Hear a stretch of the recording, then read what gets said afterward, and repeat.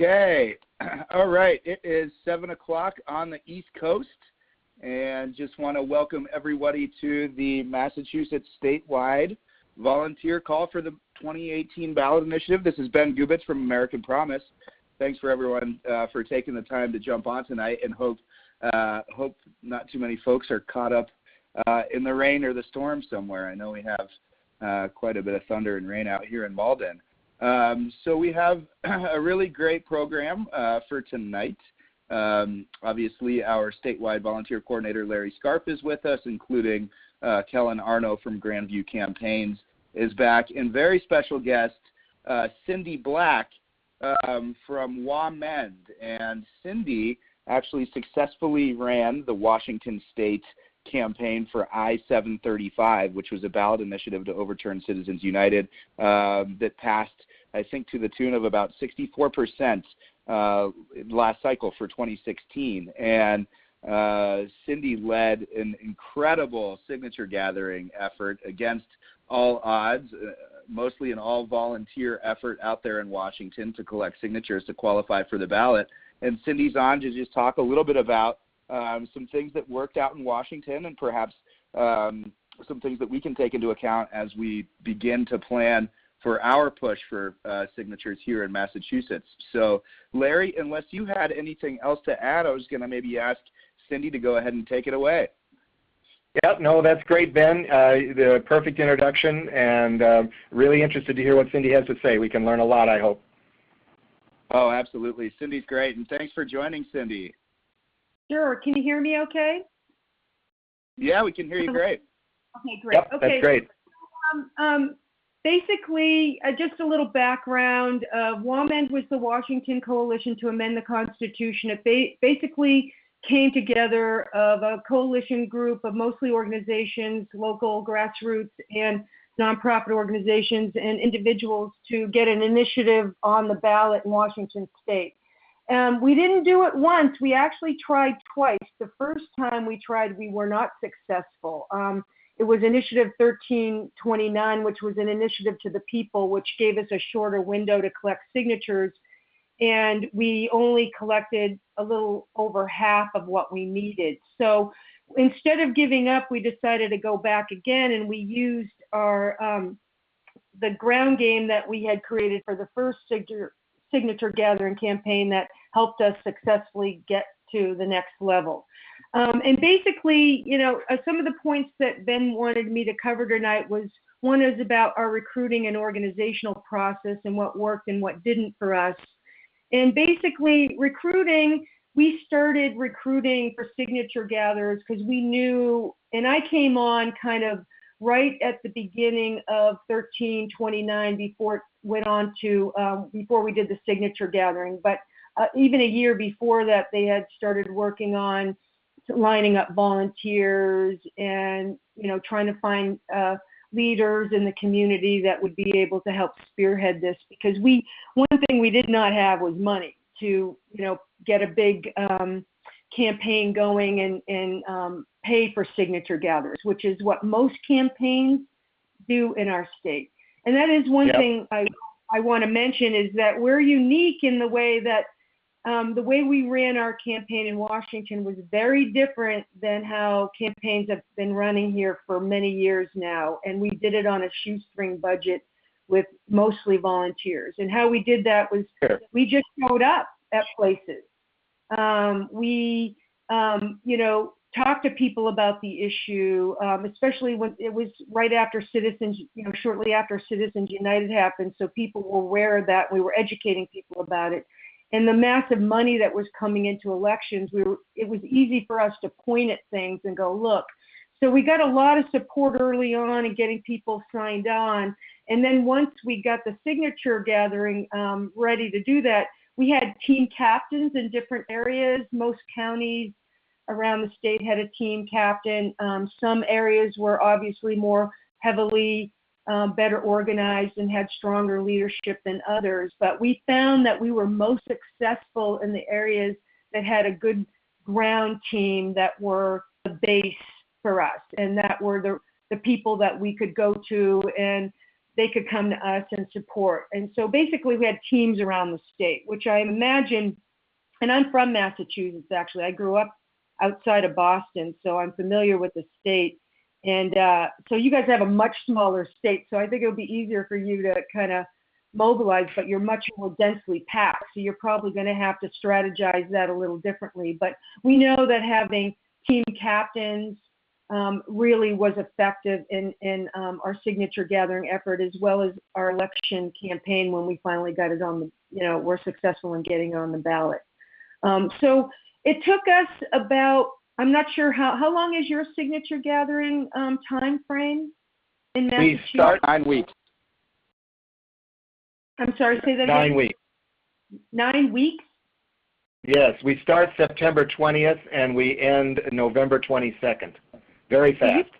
So you have a very short window. And how many signatures do you have to get? 65,000 verified signatures. Okay. So if for us statewide, we had to get, ours was like 327,000. No, it was actually 300, and we ended up getting 333,000 signatures because we had to get 20% over, though we had a longer time frame. We started collecting in April, and we had until the end of the year to December. So we had a longer time frame, but that's a lot of signatures to collect. That is. And yeah. And most campaigns do not do that in this state without using majority of paid signature gatherers. For us, we had 88% of our signatures, 283,000 were collected by volunteers. And then we had another 8,000 that were by paid, that one of our coalition members had paid some signature gatherers to help us get over the top. So, but it's a big effort, it's a lot to do. And I suggest that organizing your field and getting your team in order and structured now and getting them all lined up is definitely time to do that, because getting people ready and trained and then they can hit the ground running since you have a short window is your best bet, I think. Obviously, you're a different state and you're more compact. Which is good in some ways for you. That helps if you can really, best signature gathering places that work for us, where obviously people don't come to you, so you have to go to them. So we always tried to find out where the events were and where traffic areas were. We work the ferries. We have a big ferry system here in Washington State. We have several ferries that have commuters.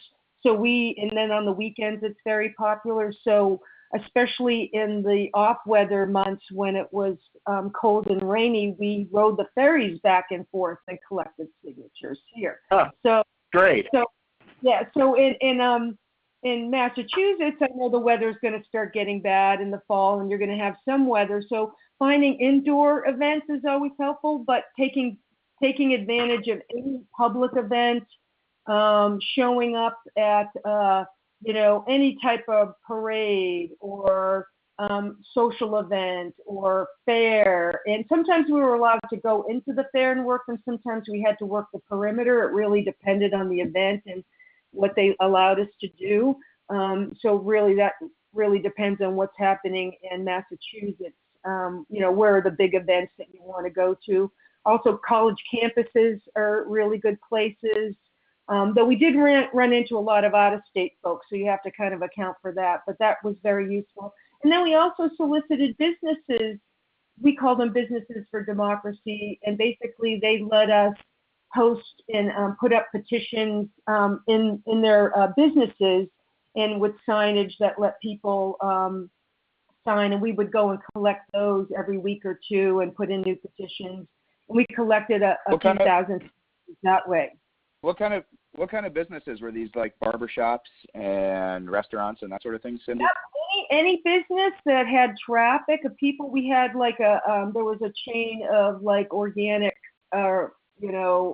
restaurants that let us put them in all their restaurants. And then we had pizza places. Ben and Jerry's were especially very helpful. We got to put them in all the Ben and Jerry's stores and locations. And oftentimes they would let us even petition out in front of their, when they had events that, like free ice cream day, they would let us work the lines and let us collect signatures there too.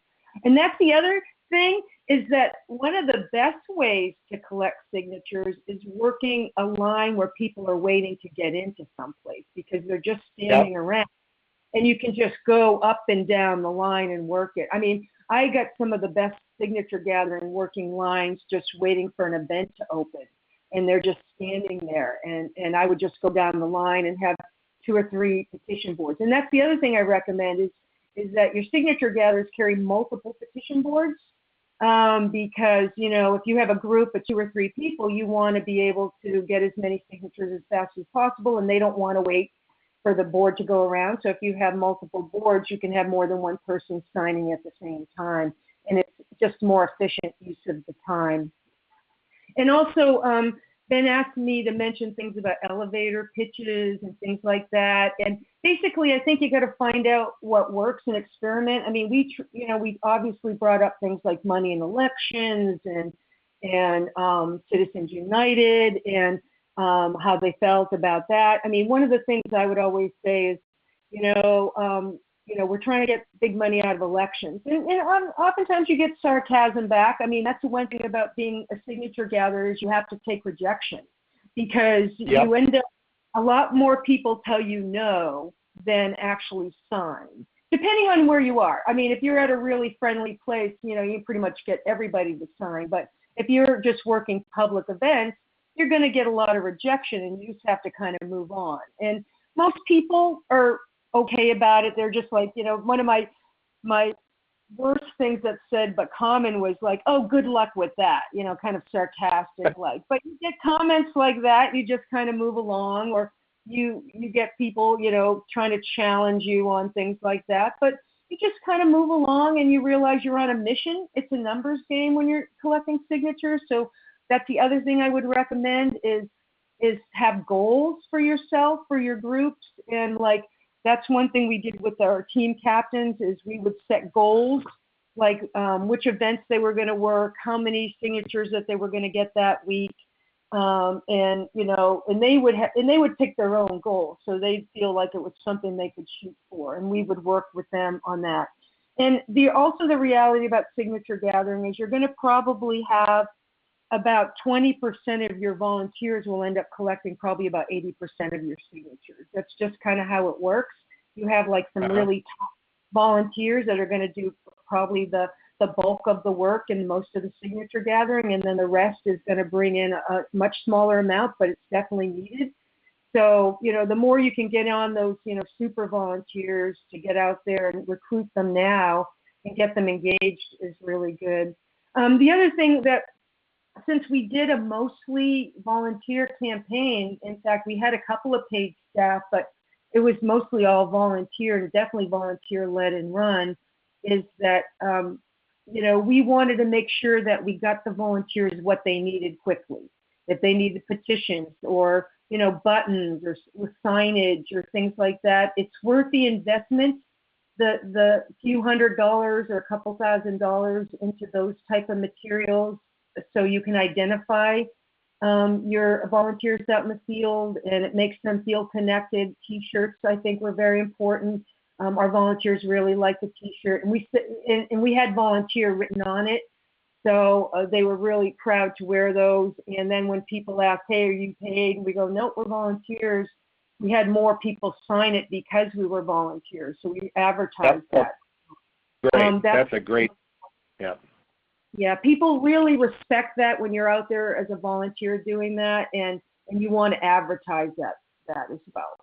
I'm trying to think of anything else. I just know be persistent and just keep going. And I would be ready to hit the ground running in September. I would get your teams in place now, get your petitions ready, get your any of your swag or T-shirts, up and ready, any messaging that you want, your talking points. And I think your talking points, everybody's going to be doing a little bit different, but having some training ahead of time and practicing. And then also, I recommend pairing up people together and sending them out. And some people like to work solo, and that's great. We had our top signature gatherer God bless her, she gathered over 21,000 signatures just by herself. I mean, it's like urban legend here because nobody has ever done that we know of. And she's just amazing. She just went out every single day and treated it as a job and just didn't go home until she had her own goal and she met it.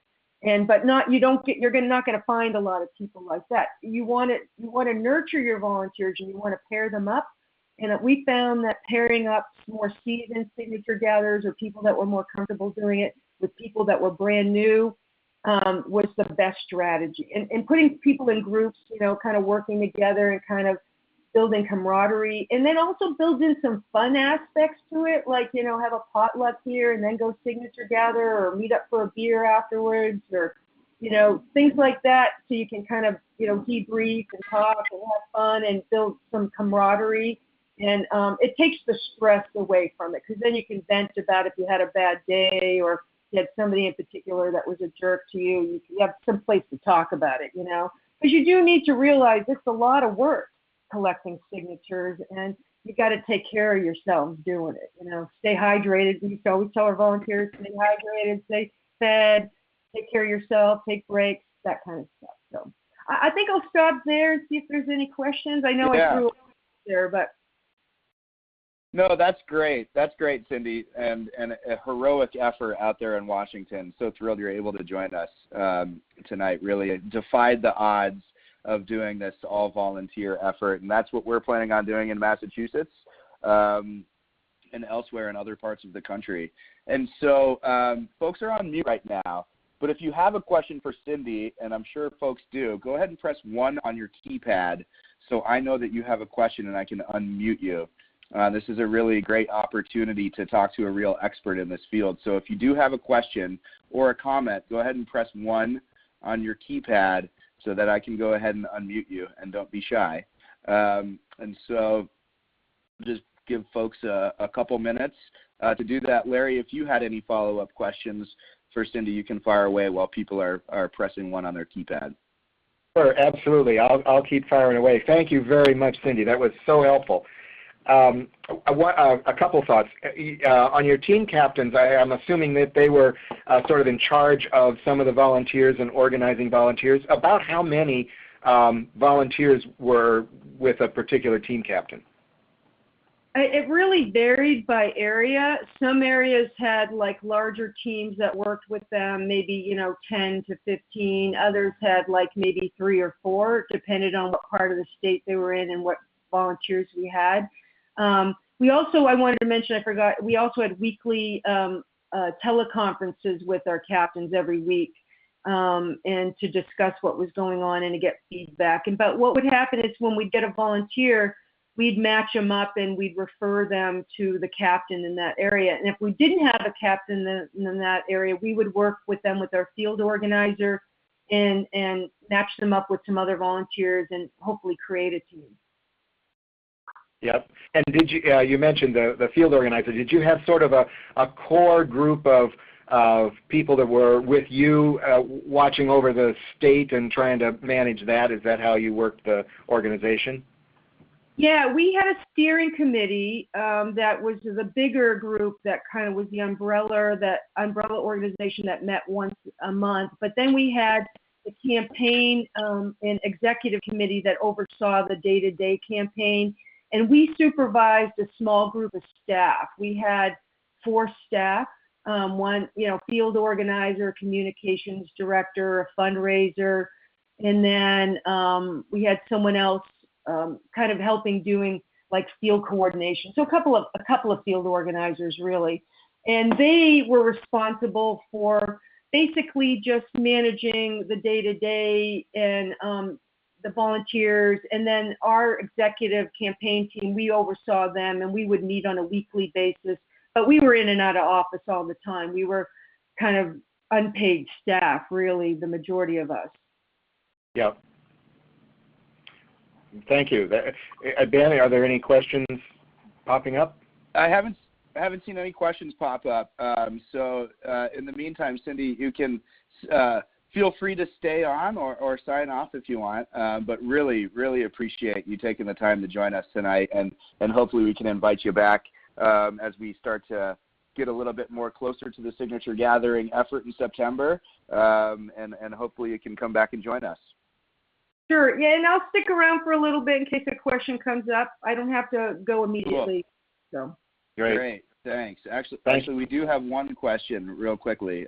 Susan Muller, our own Susan Muller. Hi, Susan. Hi, how are you guys? Good. What's up? Susan. Good. I just had a quick question for you. Thank you, Cindy. Listening to you was really inspiring. I was just wondering if you could just quickly tell us what type of reporting requirements you had as far as financial and. Sure. Hi, Susan, by the way. Good to hear your voice. Financial stuff we are required. It's the Public Disclosure Commission, the PDC.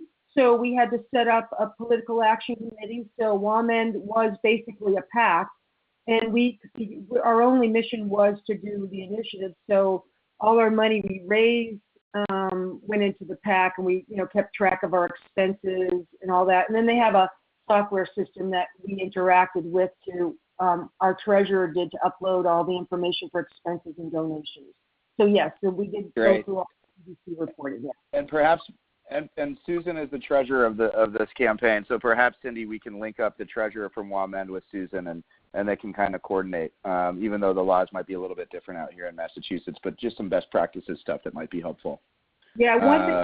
One thing off the top of my head that is something you want to get into your volunteers right away that we had issues with was making sure that they kept track of in-kind donations and sending them in on a regular basis and not holding them back, because it makes it more difficult to go back and do past things. So you have to stay current, because we had to report by the 10th of every month. I'm not sure what Massachusetts does, but that one is you want to pay attention to is the in-kind donations, because those do matter, and they can come after you for that. And I have to tell you, we did have a complaint against us against the Freedom Foundation, who's going after nonprofits and looking for things just on those issues about in-kind donations. Gotcha. Okay, we'll be on the lookout for that. And again, Cindy, many, many thanks for joining here tonight. Larry, I'm going to go ahead and kick it back on over to you to take us through some of the rest of the agenda here tonight. Sure, and that was actually a perfect segue talking about the PACs. And is Johannes on, Ben, or did he not? Is he not joining us? Yep, he's on. Oh, perfect. Hey, Larry, how are you?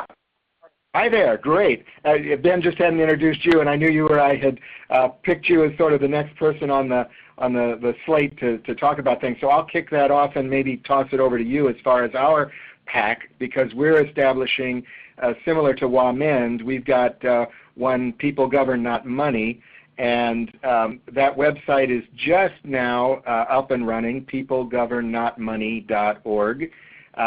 And I wanted maybe you to talk a little bit about why we had to do that, or why we're doing that as opposed to just using American Promise. I know there's been that I've got some questions from people around here that, gee, we're American Promise. What's this new thing? People Govern Not Money. So if you wanted to kind of just give an overall background of the purpose of that and how it's separate, but in some ways connected with American Promise, that would be helpful. Sure, yeah, absolutely. Happy to talk through some of those issues. And I'll first say hi, Cindy. Great to hear your voice, and thank you for the tip about folks coming after the in-kind contributions. That's absolutely something that we're keeping an eye on, and we'll be reporting diligently. So that's really one of the reasons that we needed to set up this political committee, a separate structure that is designed exactly for the compliance and reporting purposes of this campaign. So American Promise is we're incorporated to Massachusetts, but we're doing national work, and we have 501c3 and C4 status under the IRS tax code. And so we are an enduring organization. We'll be around after this ballot question, and we have our own separate legal structure and reporting and record-keeping requirements that we have to deal with. So the People Govern Not Money is a separate entity designed exclusively for this purpose. It is set up to advocate for the passage of this ballot question. And once the ballot question has run its course, the entity will cease to exist, will no longer continue afterwards. So the website is sort of one element of the separation of the two organizations, the political committee, People Govern Not Money, and the C3, C4 structure of American Promise. And it's not, all of this isn't necessarily strictly a legal requirement. A lot of it is complying with the record keeping and reporting requirements and the ease of doing so through the political committee structure rather than through American Promise. So in-kind contributions is one of those issues. American Promise is free and allowed to make in-kind contributions, such as a website to the political committee, but that would be something that we have to track and report. When People Govern Not Money makes their own website and make expenditures on behalf of the campaign, that's already required reporting anyways, and so we're just taking advantage of that that structure and the requirements there. So let me ask a little bit about just the details of when we're out. The volunteer signature gatherers are out there in September. Should they say that they're part of American Promise if people ask, or is it that we need to be separate and say we're People Govern Not Money and we're doing the same sort of thing but leave the American Promise out of it? I don't think that there's any need to disguise or conceal the relationship between the political committee and American Promise. Anyone that does any due diligence would quickly realize that the president of American Promise is part of the committee. Jeff is holds an officer position with People Govern Not Money. The address is shared. I don't think there's any reason that we need to conceal or try to distract from that relationship. There's no legal requirement that we do so. And so I think that it's okay that we introduce ourselves as American Promise, though there may be some political or organizing value in sticking with People Govern Not Money as the name of the campaign and the political committee going forward. So no legal requirements there that come up with, but yeah. Go ahead. Yeah, and I'll also just add that, there will be other, participating organizations in the ballot initiative, whether it's, maybe like a climate action network group or something that are going to be, out there collecting signatures for this initiative, or maybe someone that belongs to the League of Women Voters, that are out there for this initiative. They can certainly say, hey, we're with the League of Women Voters and we're supporting, this ballot measure. I'm not saying that that's the case, or they have made that commitment, but I'm just using it as a reference point that there's going to be a lot of different organizations and not just American Promise that are going to be out gathering signatures in this effort. So sorry to cut in. Johannes, go ahead. Yeah, thanks. That's a really good point. That's exactly one of those more political considerations rather than a legal one for using the People Govern Not Money, the allies that will be involved in it that don't necessarily come through American Promise to this initiative campaign. We want to keep it open to all groups and partner organizations and allies in getting the work done. And so that's another great reason to have the separate entity. So those are some of the big ones. I mean, we can get into some of the details and other advantages of having the separate structures. Not sure how much detail we want to get in on this call, but happy to answer any questions if folks out there have.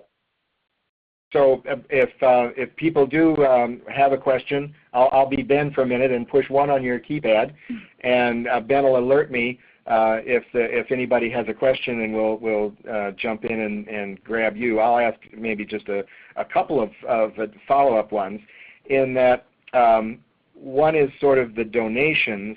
I understand that we're going to the People Govern Not Money, especially for what Cindy had mentioned, that we need to get materials and T-shirts and all that kind of stuff. And so we're going to need to have some, it would be great if we got some donations. But also American Promise, I know, is asking for donations. And so are we competing with each other in that regard? And I don't want to step on those toes, but it sounds like we probably need to go out and do some of our own fundraising. Does that make sense?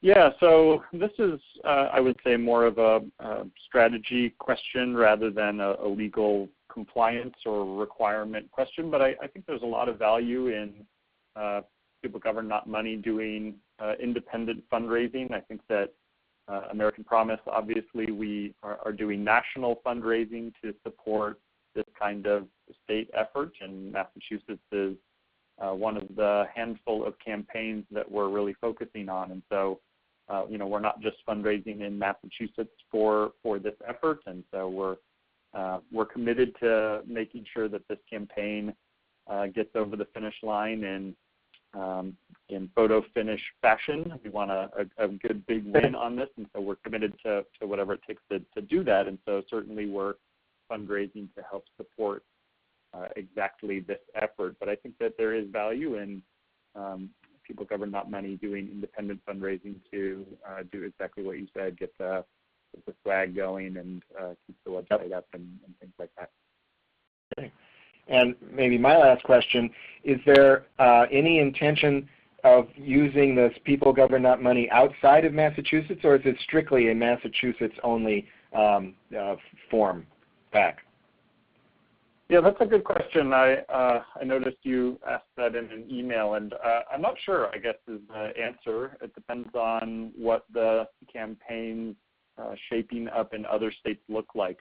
So in a lot of states, we're in a pretty deep conversation with potential partners and allies, and a lot of them have strong opinions about what campaigns should be called, and so we're always happy to be flexible in negotiating that. And so if people like the name, it's certainly something that we can recycle. And the same goes for the website. I would say any of the structure or code that goes into building that site, if it can be recycled, we are happy to do so. Good, great. That was really the thrust of my question. That the website, if we can help others, I think that would be great. So we can structure it, and what we're doing goes beyond us. And I think that's a nice thing to feel like we're doing more for others that can come after us and help in that regard.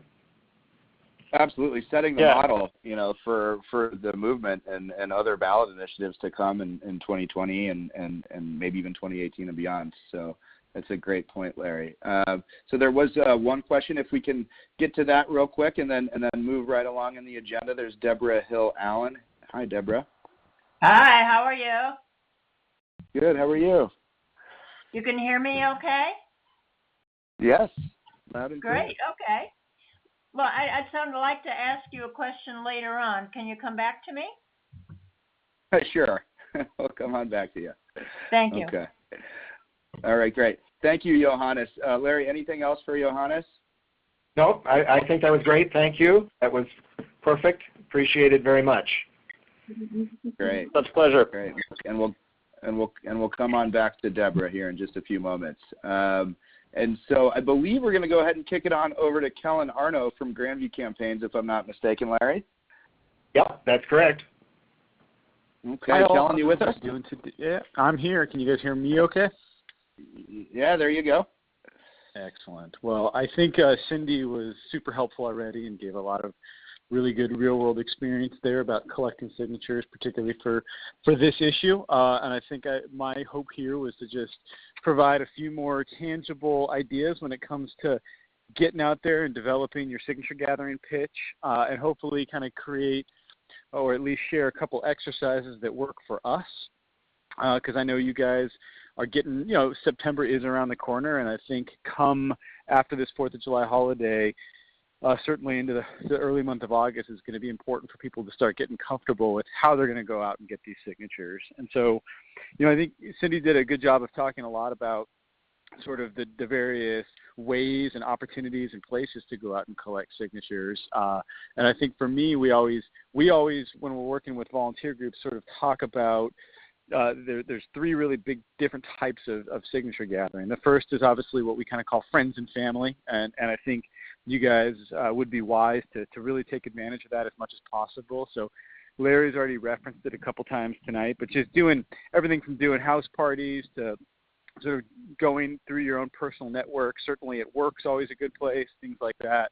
But that's, I think, a very different type of signature gathering approach. I think for the most part, you've got a deep level of familiarity with the person. They kind of know who you are. They have a good sense of what you're interested in, and I think it can be a much longer conversation. And so wasn't really going to spend a whole lot of time talking about that today, but I'm happy to answer questions for anybody who's looking for ideas about sort of how to go out and get that kind of stuff organized.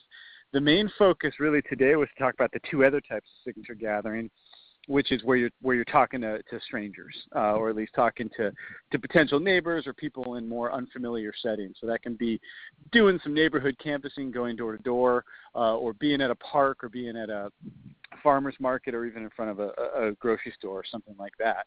And the biggest difference here, obviously, is twofold. One, you're not going to have too much common ground with them right off the bat. They're not going to know who you are and necessarily what you're doing. And then obviously number two is you have very limited time with them. I think, Cindy, you already touched on some really important things. You are going to get told no. And usually you're not going to get told no because they listened to what you had to say, sort of processed it and said, no, I'm not interested in that. Usually it's that they just won't stop, or they're not interested in hearing what you have to say. And so the main thing I really wanted to start off with was just kind of giving an overview and a structure about, as you start to develop your own unique signature gathering pitch, what are the sort of components that you want to be able to keep in mind so that you can make it fast and effective. And so to that end, we always try to break this down into 4 different parts. We always sort of assume at the most, you get maybe 10 to 15 seconds. And so I think that the most helpful thing for us is always you need that first sentence that's an attention-grabbing sort of lead sentence or question. I think, Cindy, you ticked off a couple of them. They can definitely be issue-specific, so it can definitely be, hey, help me overturn Citizens United here, or hey, help us get special interests out of our politics. It can be those kinds of conversation stoppers to sort of tell somebody, here's what they're doing, or here's what we're doing today, and it helps kind of change the nature of the conversation. For those of you guys who were at the Massachusetts Volunteer Training, one of the things we talked about in our little breakout session was oftentimes the most valuable sort of lead question is actually just asking somebody, are you a registered voter? And that can come in a couple different forms. You can ask them, are you registered to vote here in Massachusetts? Whenever I'm out there circulating, I kind of like to assume people are registered to vote because it's sort of a friendly way. If they say they're not, it's a friendly way to sort of say, oh, come on, how are you not? Let's talk about getting you registered to vote today. Because most people deep down know that they should be registered to vote and should be participating in democracy. So I often will say, hey, you're a registered voter here in Massachusetts, right? Or I'll say something like that that'll get the conversation started. And it's that kind of, it's a subtle question that gets them understanding that they're going to, they're not walking into a store right now or just walking into a store right now. They're actually getting ready to have a quick conversation about something a little bit more of substance. And so from there, we really try to, I think it's really important to try to quickly introduce and clarify the idea that you're working on today. I think it's also really important here to identify yourself as a volunteer. A lot of people will share their name. Not everybody does. I personally like to say, hey, my name's Kellen, and I'm a volunteer with Massachusetts Promise, or whatever it is that you might call yourself a little chapter group, or whatever it is you might be. But I think it's important to identify yourself at least as a volunteer, if not certainly including your name as well. And I think it's important to sort of really find your specific pitch that's simple and to the point. You don't want to take too much time with this. You want to be able to say in 1 or 2 sentences that here, I'm a volunteer. I'm out here collecting signatures, trying to get our elected officials to overturn Citizens United, and your signature can help us get on the ballot. Something as simple as that. I think it's important for them to understand that they have a role in it, and it's something that's important. Usually 1 of 2 things happen here. Either they're going to try to get away from you, or they're just not interested. In that scenario, you can take one more shot probably, but one of the things we always train is that there's always more fish in the sea, and you can't get too upset if somebody moves on. Your best bet is to just focus on the next prospect. If they're not interested in that little sentence that you shared, likelihood is that it's going to be tough to convert them into being interested. If they are interested, any number of things can happen. They might say, well, tell me exactly what you're doing. At which point I think the time restriction gets thrown a little bit out the window, and you can actually feel a little bit more comfortable. Maybe you have a printout that you want to show them. Maybe you can talk about it off the cuff a little bit more deeply. You can answer your questions. But the most important next step is you want to make sure you ask for their signature. And I know that sounds really simple and straightforward, but I have worked alongside so many volunteers who do an excellent job of sort of queuing up the conversation, clarifying and identifying the idea, and they actually forget to ask for the signature. They'll definitely imply it. They'll definitely, they'll maybe hand over a clipboard, or they'll sort of give the Bambi eyes that sort of says, help me out. But it's amazing how many people actually won't say, will you please sign this and help me out today? Or help us out today, rather. I'm sorry. And so I think just make sure that as you're practicing, and we'll talk about that in a second here, but as you're practicing, make sure that you're always making that ask. It's I think a really important part of the process. And what I like to do is, while I'm making that ask, I like to try to get the pen and the petition in their hand while I'm making that. It is a very sort of subtle act about that when somebody has something in their hand, they realize that what you're talking about is important, and what you're asking of them is a relatively low barrier. And so as long as it's in their hand, it's sort of this momentum kind of carries over itself. And then really the final step is thanking them. That's another thing that I think often gets overlooked, particularly when you're at like a busy farmer's market or a busy event where maybe you have a couple other people who are walking up to you. It's really important that you thank them for what they're doing, and that's important for two reasons. One, it allows you to actually also encourage them to head over to the website to learn more, to get involved in more deep ways. Because I'll tell you, oftentimes when I've worked on volunteer efforts like this, we find some of our best volunteers from our volunteers collecting signatures. They'll run into people who will say, well, this is great. How do I get more involved? That happens, I wouldn't say all the time, but it happens with more frequency than I think most people would expect. And I think if you make sure that you're thanking them and you're making sure that you're giving them an opportunity to go learn more and find out ways they can get involved, you will be pleasantly surprised, and it'll make them walk away sort of feeling like they did something a little bit more important and they really contributed. And so those are really the four parts that I think, four components of a good pitch. So just sort of as a recap, the first is to really get their attention with one line. And I think you can do that in a variety of ways. And I think whatever works to your personality and your approach the best. The second is to really introduce and clarify the idea as succinctly as possible. That's going to be the sort of lead into the third part, which is either that clarification sentence got them interested enough to maybe either learn more or sign, or it got them to the point where they've just said, I'm not interested, and then you can move on and cut your losses. Step 3 is to ask. You got to make sure you do that. And then step 4 is to make sure that you're thanking them and encouraging them to learn more. I'll make sure that we have time to address those questions, but the last thing I really wanted to touch on is that it's really important to practice your pitch with friends, family members, and other volunteers here. One of the things that always happens to me, particularly when I'm working on a new project, something that I'm really passionate about, sometimes my tongue gets a little bit tripped up, or I get a little bit ahead of myself. And if you kind of show a little bit of hesitation, it's too easy for them to sort of say, no, I'm not interested today. I think it's really important to get confident in what it is you're saying. It's important to make eye contact. And I think it's really important to be able to never feel like you're rushed or that you're yelling at them. And those 3 things really come from just practicing. And then the last thing I'll say, and then I'll certainly open it up for questions and maybe a couple quick discussion on ideas for how you practice that pitch. The last thing I would sort of say is that, it's something that I just want to tell everyone on the call who's going to do this. The first couple people you talk to, it's hard. I don't think there's anybody who's done this before that wouldn't tell you it's a little bit intimidating sometimes. But it's like anything else in life. Once you get 2 or 3 signatures, everything just starts getting a little bit easier. And that's why I always like to sort of say, make sure you go out and get those first 10 signatures from people but treat it like it's a practice opportunity. Treat it like you're really out there going through your pitch. We all have friends and family. My sister would pretty much sign anything I asked her to, but if I wanted to practice, I'd love to go to her and I'd love to say, let me practice this on you and really do it the right way, because I think the more you can sort of dust those cobwebs off and sort of get comfortable, get feeling, it does help more than you'd expect it to. So why don't I pause here because I just did a lot of talking and see if there's any specific questions. Otherwise, I can move into a couple ideas about scenarios and role playing, et cetera.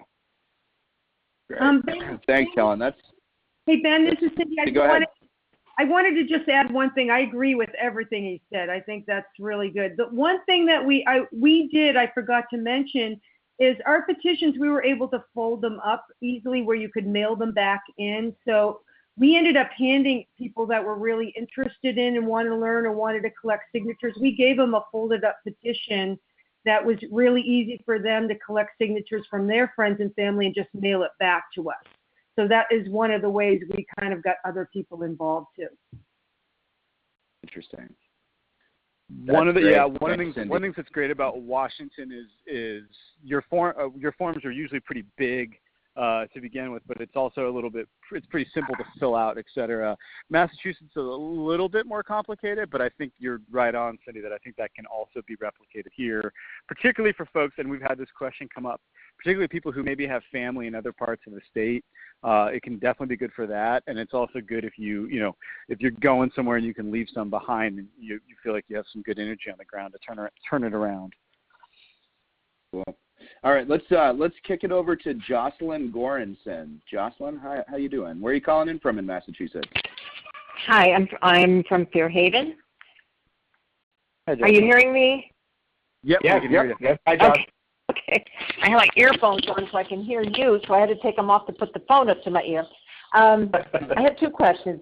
First of all, I remember from the last call that we need to have a separate sheet for each town. And if that's so, if we're at a public event, do we need to keep switching sheets to make sure that we get signatures on the correct form? Yeah, Cindy talked about this a little bit, why it's a good idea. So Washington actually doesn't have that requirement. You can be from all over the state. And Massachusetts is a little bit more complicated in that regard. It's a good idea why you definitely want to have a couple different forms anytime you're going to a public space. That's a really good point. Thank you for bringing it up. Okay. I think one of the things is as you get people to sign, for Massachusetts, and I really thank you for this because I neglected to mention this. It's a good thing once they agree to say, yeah, actually, I'll happily sign out. It's a good thing to ask what town they're from before they begin, because a lot of times it'll skip your mind. It'll sort of skip your mind like it just did for me, obviously. And then they'll fill it out, and you'll realize, oh shoot, like it's not going to count because it's on this petition form with 5 people from Boston. So now you're going to either have to lose the signature or you're going to have to ask them to fill out another form. And so I think it's a good thing that if they do say, yeah, okay, I'd certainly be interested in signing today, to say, okay, what town do you live in? And hopefully it's one that you already have, one form ready to go. But if not, you can start a new one. Okay. Yeah. Now, I've been in situations before. I was just going to say I've been in situations before where it's somewhat cumbersome, where you have 2 signatures from 30 different towns, and you got to shuffle through them. So having multiple clipboards broken down by region sometimes help too, where it's like if we have a Boston area or a South Coast area or whatever, that can help too. But yeah, so each signature does need to be on that corresponding town's page. Okay. Now, how much do they need to write when you say fill out the form? Yeah, it's not too much. It's just basically their name, signature, address, and then I don't remember if they need a date of signing off the top of my head. You remember, Ben? They need a date, I believe. Yes. A date of signing. Yeah. So that's what it is. Okay. It's just name, address, signature, full address, and date of signing. Okay, and then one last thing. And it does need to all be in their own. It does need to all be in their own handwriting. Just as a reminder to everybody. I think we'll touch on that a lot as we get closer. But a lot of times, you get folks who are in a hurry, and you sort of say like, well, just tell me your address and I'll fill it out later. But it's really got to be in their own handwriting. Okay. The last thing is, if somebody shows interest in wanting more information, can we get any kind of like cards, business cards, or papers with the website or information that we could give to them? Yes, Larry. Larry. Yeah. Yep. Yes, Okay. absolutely. the things we're working on getting is like a business card with the websites and all the information, and maybe a little bit of just bullet points about what the 20th Amendment is about and that kind of thing.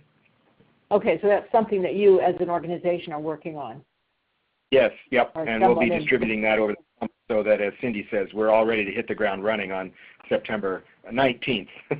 Okay. All right, thanks a lot. Thank you. Great question. Really appreciate it, Jocelyn. Let's go back to Deborah Hill Allen. Hi, Deborah. Thank you very much.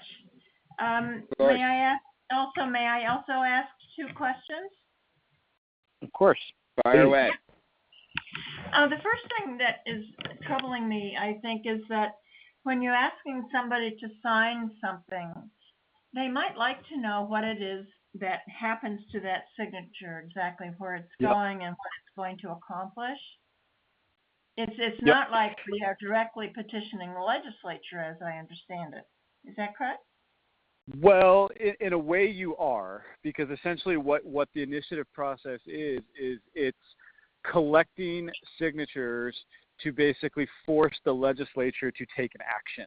And so the legislature has 2 choices. They can either enact the law themselves, or they can put it on a ballot for the citizens to vote on. And so you are actually petitioning your elected officials in Massachusetts. I would say I think you're right that people will always have questions. I do think that kind of information is better as a response to a specific question as opposed to sort of presenting it up front. I think as long as you're telling folks, your signature here today will help us get this on the, either help us get this on the ballot or help us convince elected officials that we've got to get special interest and corporate money out of politics. Like, as long as you're saying something like that I think is accurate and that really underlines what their signature does, I think that's a good start. And then to your point, if they do ask questions about it, I think you can explain it a little bit more in depth. Okay. Yeah, well, the other thing is some people are weary about where their information is going. I think that was your question as well, and it's against the law to be able to take a petition form and then plug that into a database and then use it for emails or fundraising or what have you. Yeah. So the petition forms go directly to Town Hall directly to Secretary of State, and they're not input into any database. Can I say it like that? Yeah, absolutely. Yeah, if they ask, absolutely. Yeah. Okay, that's good, because I wasn't sure, right, that on something of the material you gave us when we met earlier, there's something about a committee that has to use these signatures. Call for commission. There was like the ballot, like the signatures are calling for a commission that will put pressure on the legislature. Am I understanding that's so if let's just say we get through November and we've collected our signatures, what the legislature will have the choice to do is one of 2 things: either enact the legislation that we're petitioning for, or put the legislation on the ballot and let people vote on it. And what the legislation specifically is the creation of a commission that would basically put pressure to overturn Citizens United and pass the 29th Amendment in Massachusetts. Does that make sense? Well, I guess it doesn't. No.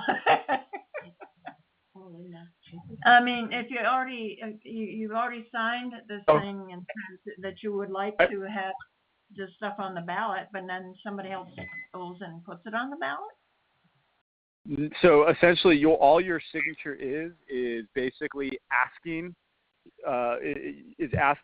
elected officials to either pass this as a new law, or put it on the ballot so we as people can vote on it as a new law. That's all your signature does.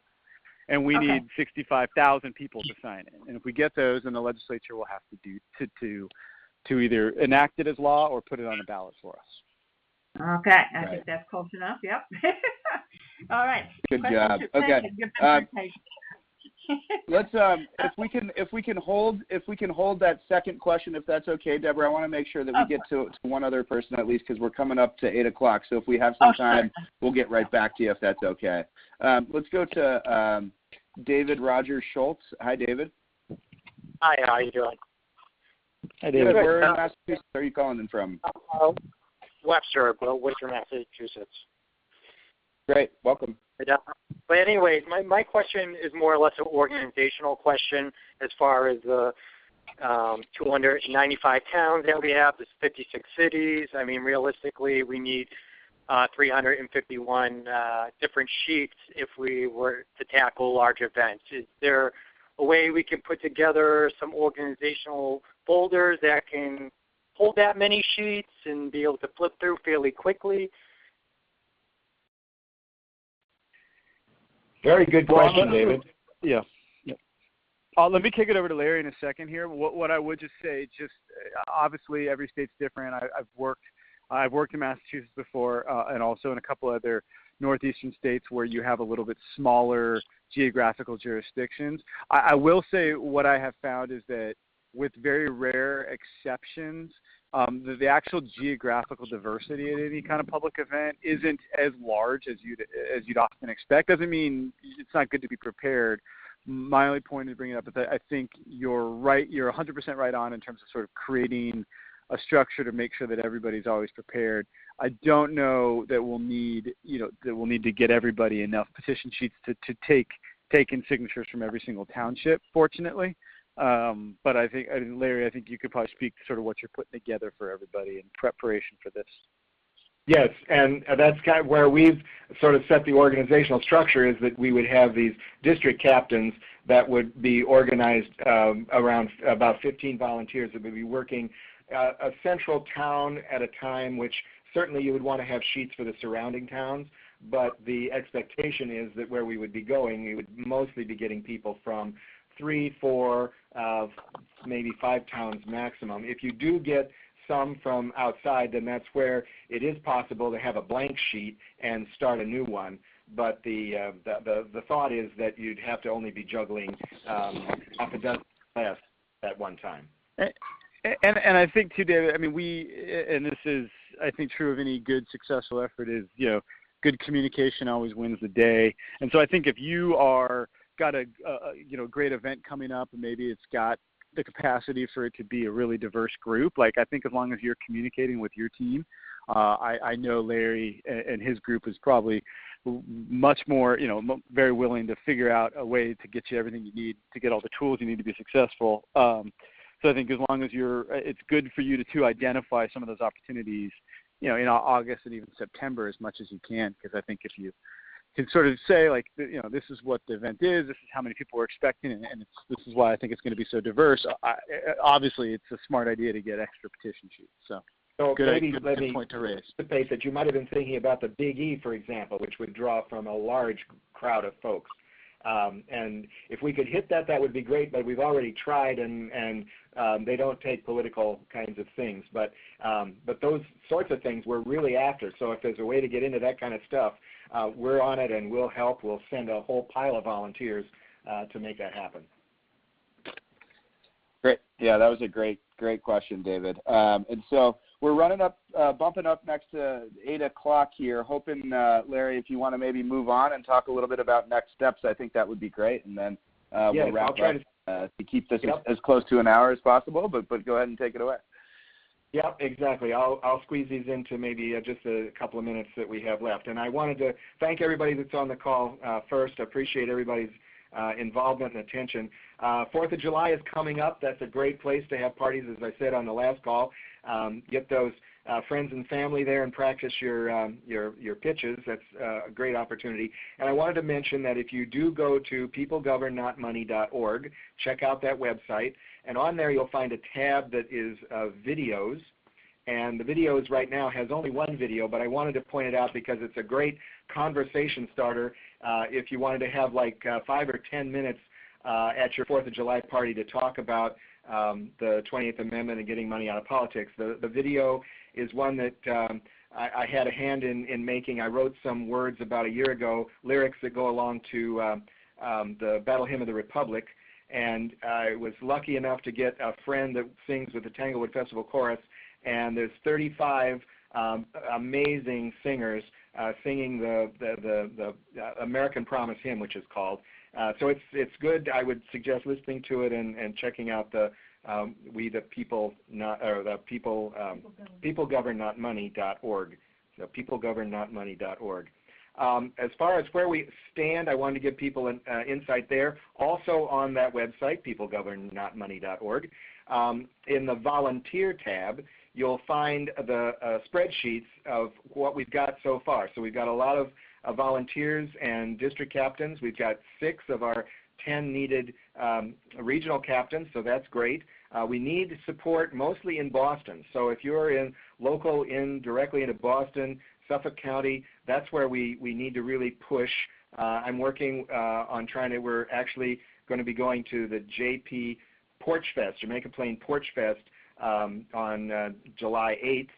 They invited American Promise to be there. They say they get 10,000 visitors. It's kind of like a block party where they have bands and poetry readings and lots of things on people's porches, and we'll be at the First Baptist Church there in Jamaica Plain.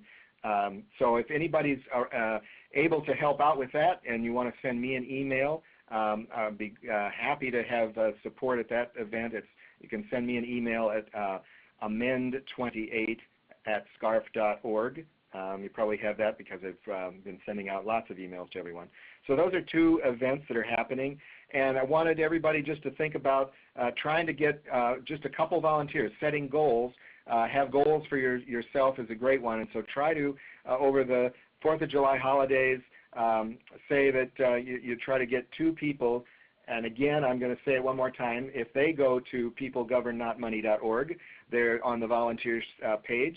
You can sign up, and there's a lot of activities there that you can choose one or more of.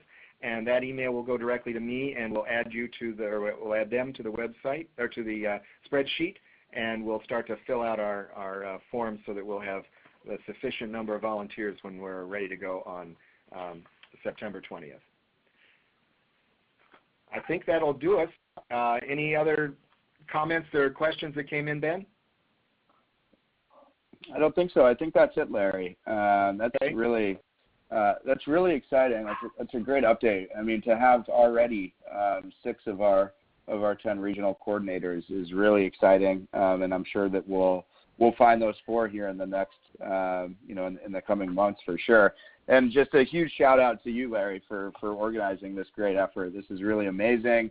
I know that we'll be successful in the effort, and I would just tell folks to stand by for the next call and some further information and training coming down the pike. So thanks to all. I'm going to go ahead and take everyone off mute so we can thank our awesome guest speakers, Cindy Black and Kellen Arno, Johannes, and Larry. So just say thank you and good night. Everyone go ahead and shout it out, and then we'll talk to everyone soon, and thanks for joining. Good night. Thank you. Good night. All right. Thank you. Thank you all.